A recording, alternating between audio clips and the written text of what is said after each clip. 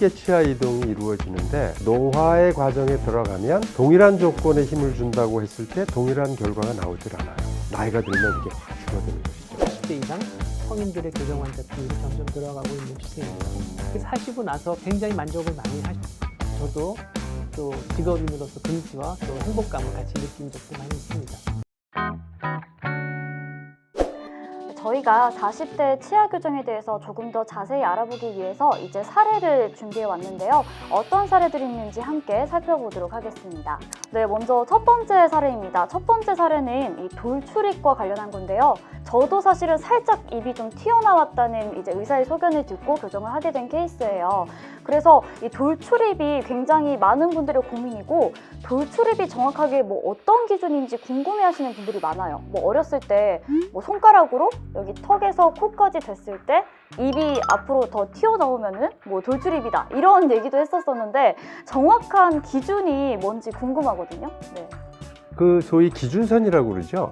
뭐 교정 의사들은 흔히 심미선, 뭐 에스테틱 라인 뭐 이렇게 얘기를 하는데, 코끝, 턱끝 이제 이걸 기준으로 잡는데, 거기 그 선으로 이렇게 딱 이었을 때 윗입술과 아랫입술이 그 라인에서 어느 정도 위치에 있느냐, 많이 나와 있으면 이제 돌출입이다라고 얘기를 하는데, 그 기준선이 코, 턱 이게 제대로 된 위치에 있어야 정상적인 기준이 되는데, 코가 너무 낮거나 코가 너무 크거나 또 턱이 너무 들어갔거나 또 턱이 너무 나왔거나, 그러면 이제 그 기준선이 제대로 된 기준선이 아니기 때문에 결국은 이제 교정을 전문으로 하시는 분하고 상담을 통해서 본인의 그런 상태를 정확하게 평가받은 다음에 이게 수술을 해야 될지 아니면 정말 교정만으로 가능한 건지, 이제 이러한 것들에 대한 다양한 이제 치료 옵션을 이제 제안을 받고 본인이 선택을 해야 되는 거죠.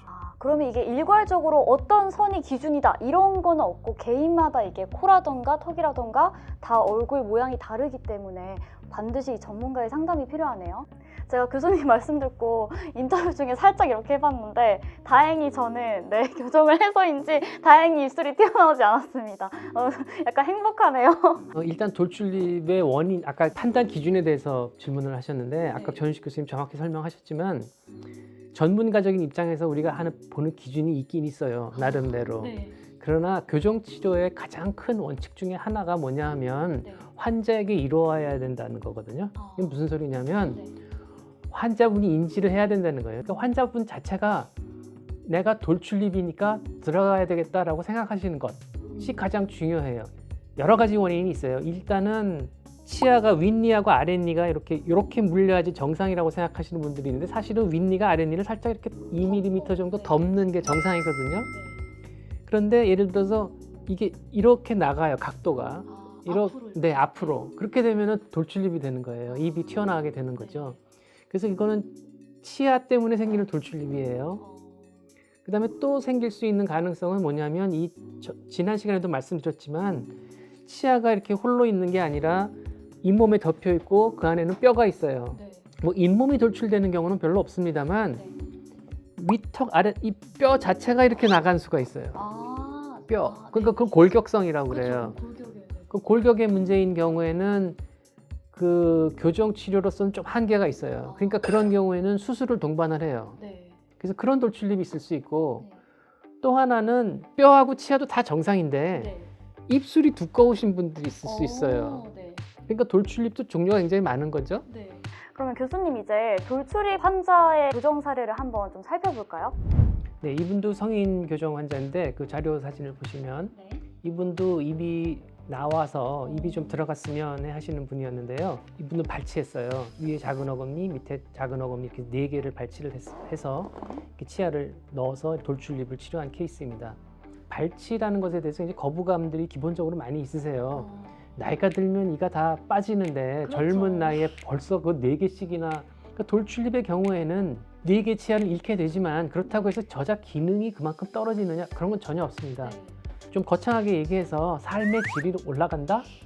이분의 경우에도 4개 속옷이 발치해서 돌출입을 치료하신 다음에 굉장히 만족해 하셨어요. 좋아하시고 또 굉장히 그 좋아하시는 모습을 보고 저도 굉장히 좋았습니다. 내게 발치하는 것에 대해서 너무 그렇게 거부감을 가지실 필요는 없고요. 네. 단적으로 이렇게 말씀드릴게요.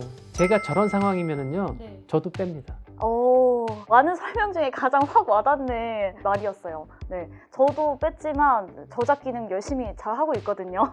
그러면 이제 이렇게 해서 돌출입 관련해서 이제 사례를 좀 알아봤고요. 두 번째로 알아볼 사례는 공간 부족 포인트 사례입니다.